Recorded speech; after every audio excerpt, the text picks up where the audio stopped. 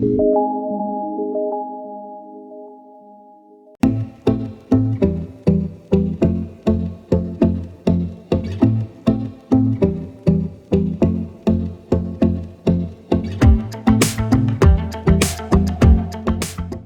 recibí en la Universidad de Buenos Aires, estudié durante la dictadura, lo cual también ha sido una marca en ese momento. Mientras cursaba la Facultad de Psicología, también cursé la Escuela de Psicología Social de Pigeon-Rivière. Esto significó una formación muy importante como valoración de lo grupal, de lo institucional y de lo comunitario.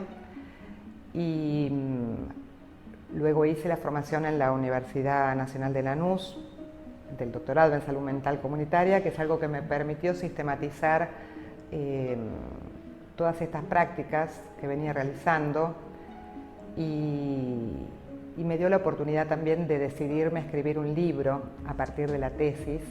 Trabajo hace casi 30 años en un CESAC, que es un centro de salud y acción comunitaria del gobierno de la ciudad, y hace 16 años en un programa de atención domiciliaria en salud mental que se llama ADOPI. Y también participé de la creación, la construcción del Café Basaglia, que fue un emprendimiento de inserción laboral para usuarios del sistema de salud mental. Y estos son 3 lugares que tienen que ver con una lógica territorial, comunitaria. Y me gusta pensar que desde estos lugares, fuera de los lugares habituales, fuera de la lógica hospitalocéntrica, se puede construir una perspectiva, un lugar desde donde pensar, desde donde hacer.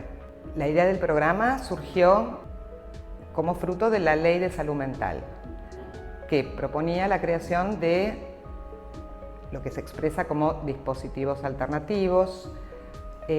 Algunos de los que se crearon fueron las guardias interdisciplinarias de salud mental en los hospitales generales, las salas de internación de salud mental en los hospitales generales también, las casas de medio camino, las viviendas asistidas donde viven personas luego de una externación y que no tienen familia continente o situaciones de vivienda acordes a lo que los cuidados necesitan.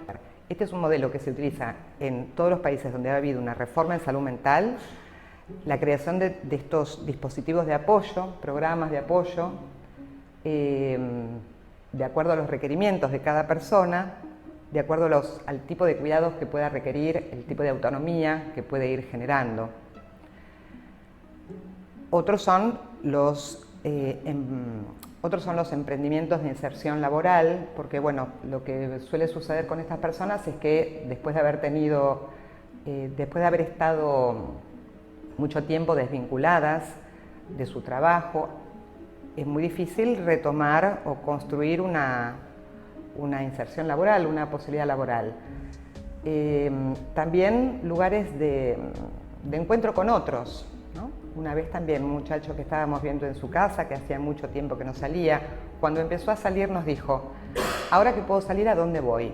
¿No? Como sospechando que en el mundo, en el barrio, no siempre hay lugares dispuestos a recibir personas raras, ¿no? Personas que tienen dificultades para relacionarse, que muchas veces ciertos padecimientos subjetivos invitan al aislamiento, tienen como efecto el aislamiento, el retiro social. O sea que esta situación de encierro, estos pequeños encierros, se pueden dar en distintas patologías, en distintas situaciones de padecimiento. Esto fue el encuentro con un mundo de soledades, de pequeños encierros. Me gusta citar algunas frases, ¿no?, que fueron como hitos en esta investigación que yo emprendí. Una fue un muchacho, una vez que fuimos a su casa, y nos dijo esta frase: a los locos se los interna, los raros se quedan dentro de las casas. Este muchacho hacía meses que no salía de su casa y esta afirmación parecía toda una clasificación nosográfica, una clasificación diagnóstica donde había locos y raros, y lugares sociales destinados para unos y para otros. La internación, lugares sociales y respuestas sociales organizadas, el hospital, la internación, el manicomio para los locos y las casas para los raros. Este universo variopinto de personas que se van aislando durante mucho tiempo en sus casas. También encontré en Roland Barthes una figura que me pareció muy interesante. Él dice que la clínica suele hablar de claustrofobia, pero no de claustrofilia, ¿no? Y esto es algo que también forma parte, es un efecto de época, ¿no? Esto también es un efecto de época. El capitalismo como inventor de soledades, ¿no? Y promotor de soledades, la tecnología también que nos invita cada vez más a no necesitar muchas veces de salir al mundo para trabajar, para relacionarnos con otros. Lo que motivó la tesis fue poder escribir acerca de este programa de atención domiciliaria, este dispositivo que fue hijo de la ley 448 de salud mental de la Ciudad de Buenos Aires, que propone la creación de dispositivos alternativos, propone la creación de dispositivos alternativos a la internación, en el marco de un proceso de desinstitucionalización de las prácticas, de los saberes. Y este es uno de los pocos programas que se creó y se sostuvo y que lo que propone es el trabajo en equipos interdisciplinarios, como propone también la Ley Nacional de Salud Mental, en territorio, en las casas de las personas. Una de las propuestas fue evitar las internaciones innecesarias en aquellas personas que padecen trastornos mentales severos. Pero a poco de trabajar nos encontramos con que había muchísimas situaciones que no tenían que ver con evitar una internación, que no tenían un riesgo o un criterio de internación, y lo que sí nos encontramos fue con personas que podía ser que no salieran de sus casas hacía algunos días, hacía semanas, podía ser hacía algunos días, semanas y a veces años. Entonces nos encontrábamos con personas más o menos locas, más o menos solas, aisladas, retiradas, y familias que acompañaban esta situación, que se habían acostumbrado a alojar en su seno estas situaciones de retiro, de aislamiento. Muchas veces se presentan situaciones donde la persona se resiste, no está de acuerdo con recibir ningún tipo de abordaje, de tratamiento. Esto suele suceder a menudo. Lo que hacemos en esas situaciones es tener entrevistas con la familia, con las personas que están a cargo, que están acompañando esta situación, como para ir estableciendo estrategias de acercamiento. Y ha habido situaciones en las que con estas entrevistas con los familiares, el mismo familiar pudo ir destrabando la situación y ofreciendo alternativas donde finalmente la persona o bien se pudo acercar a algún servicio ambulatorio o algún tratamiento, y si no, accedió a la intervención nuestra.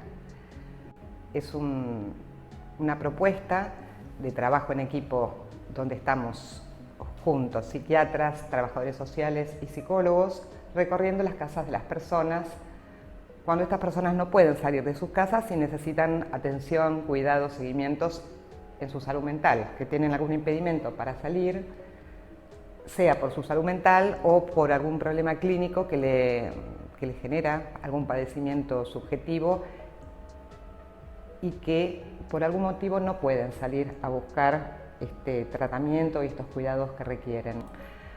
Este programa depende del Gobierno de la Ciudad de Buenos Aires, depende de la Dirección de Salud Mental de la Ciudad de Buenos Aires. Estamos tan habituados a tomar las respuestas que conocemos para los problemas que se presentan, que es muy difícil incorporar a veces respuestas novedosas. Pensemos que para los 200 años de tradición de los hospitales en la Argentina, bueno, en el resto del mundo también, ya la incorporación de la atención primaria o sea, de los centros de salud que están en los barrios, que fueron creciendo a lo largo del tiempo en su número y en su calidad, porque se considera que más del 80% de los problemas de salud pueden ser resueltos en un centro de atención primaria, ¿no? Y que de esa manera los problemas de salud algunos problemas más específicos tendrían que ser derivados a los hospitales. Este es otro punto importante, porque para pensar cuál es la complejidad requerida para ciertos abordajes. La atención primaria o el trabajo en equipo podemos pensar que es el nivel de complejidad más alta y que donde intervienen lo que Emerson Mary llama las tecnologías blandas, ¿no? Habitualmente las respuestas de los servicios de salud tienen que ver con tecnologías, lo que llaman tecnologías duras, que son saberes rígidos, estructurados, bien constituidos, que son necesarios, por supuesto. Pero para el abordaje de las problemáticas de salud mental no se requieren este tipo de tecnologías duras. Lo que se requiere es tecnologías blandas y lo que se llama también trabajo vivo, así, por eso le puse ese nombre al libro, Trabajo Vivo en Acto, que tiene que ver con aquello que se produce en el encuentro con el otro, con el paciente, con el usuario, que es algo a veces impredecible, a lo que tenemos que estar abiertos. Cuando llegamos a una casa y vamos a encontrarnos con una situación familiar, no tenemos idea con lo que nos vamos a encontrar. Tocamos el timbre, vamos sin guardapolvos, sin ambulancia, sin móvil, de cuerpo gentil, como solemos decir. Nos presentamos y allí, de a poco, en el tiempo, vamos tratando de instaurar un espacio clínico, un espacio y un tiempo clínico. El equipo lo podemos pensar como una institución en tanto tiene una dimensión instituyente, representa al Estado, forma parte de un sistema, forma parte de la red de servicios y al intervenir en la situación familiar está instituyendo un orden diverso o invitando a intentar instituir un orden diverso. El libro surge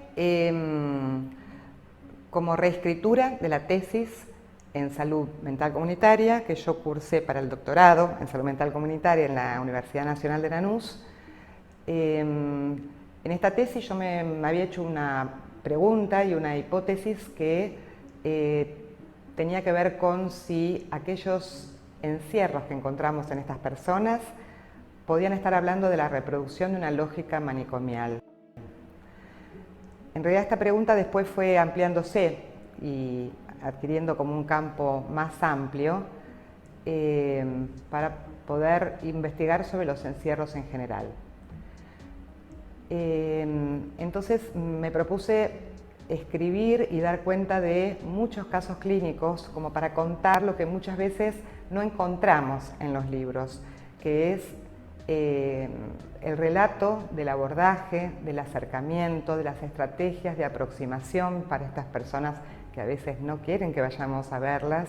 Este libro surgió a partir de una tesis de doctorado en salud mental comunitaria que yo hice en la Universidad Nacional de Lanús en el año 2006-2007 y en ese momento estaba muy interesada en poder pensar y sistematizar algunas prácticas trabajando en el sistema de salud público de la Ciudad de Buenos Aires, padeciendo la fragmentación del sistema, sufriendo la dificultad de articular los servicios y las respuestas y los recursos que las personas necesitan, conociendo los efectos de aislamiento y el padecimiento que para nosotros también genera este aislamiento y esta fragmentación. Creo que el libro intenta proponer estas dos figuras, ¿no?